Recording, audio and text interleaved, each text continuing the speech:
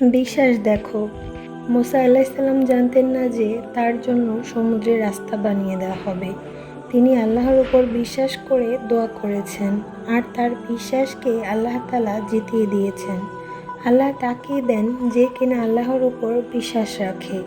কুন ফায়াকুনের মুজিজা শুধু বিশ্বাসীরাই দেখতে পায়। আমি জানি তুমি দুর্বল, তুমি বেশি বেশি করে দোয়া করো, আল্লাহ তোমাকে মজবুত করবে।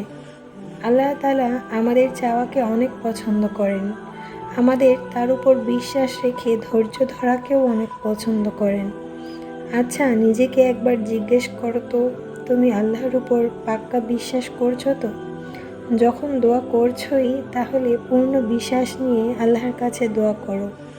দোয়া কবুলের অপেক্ষা করো।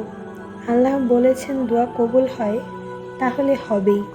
নিজের মনের মধ্যে কনফিডেন্স থাকা জরুরি যে আমার বিশ্বাস আমার আল্লাহর উপর আছে 100%। আর এটা শুধু মুখে বললেই হবে না, কাজে করেও দেখাতে হবে। ইবাদত ছেড়ে দিলে কিন্তু চলবে না। আল্লাহ জানেন তুমি ভেঙে গেছো। আল্লাহ জানেন তোমার এই হাসি খুশি দিনগুলো কিভাবে দুঃখের দিনে পরিণত হয়েছে। তুমি বিশ্বাস নিয়ে চাইতে থাকো। যখন তোমার দোয়া কবুল করা শুরু হবে, তখন তোমার ওই দোয়াটাও কবুল হয়ে যাবে যে দোয়াটা করে তুমি ভুলে গিয়েছিলে।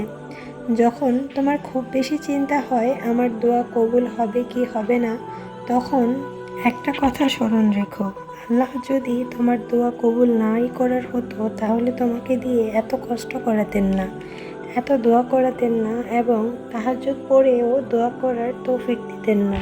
মুসা আলাইহিস সালাম আল্লাহর অনেক আদরের ছিলেন। জানো, কিছু মানুষও মুসা আলাইহিস সালামের মতোই অনেক আদরের আল্লাহ তাআলার কাছে। সেই আদরের বান্দাগুলো প্রতিদিন আকাশের দিকে তাকিয়ে নিজের আল্লাহর সাথে কথা বলে, আর তাদের আল্লাহ অনেক মনোযোগ দিয়ে তাদের কথা শোনেন।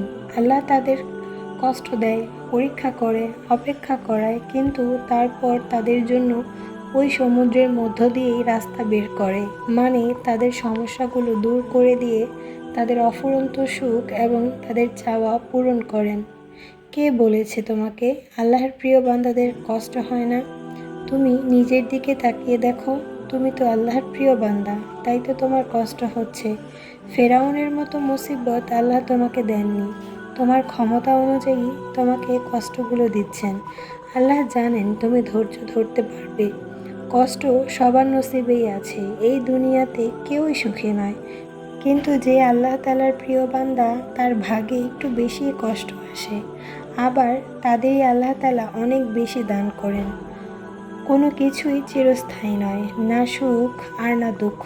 এখন কষ্টের সময় যাচ্ছে, সবর করে বিশ্বাস রেখে দিনগুলো পার করো, দেখবে শীঘ্রই তোমার সুখের দিনগুলো ফিরবে, তোমার দোয়াগুলো কবুল হবে। এই কষ্টে তুমি আল্লাহ তাআলার নাফরমানি করো না, তুমি আল্লাহ তাআলার ভালোবাসাটাকে বোঝার চেষ্টা করো।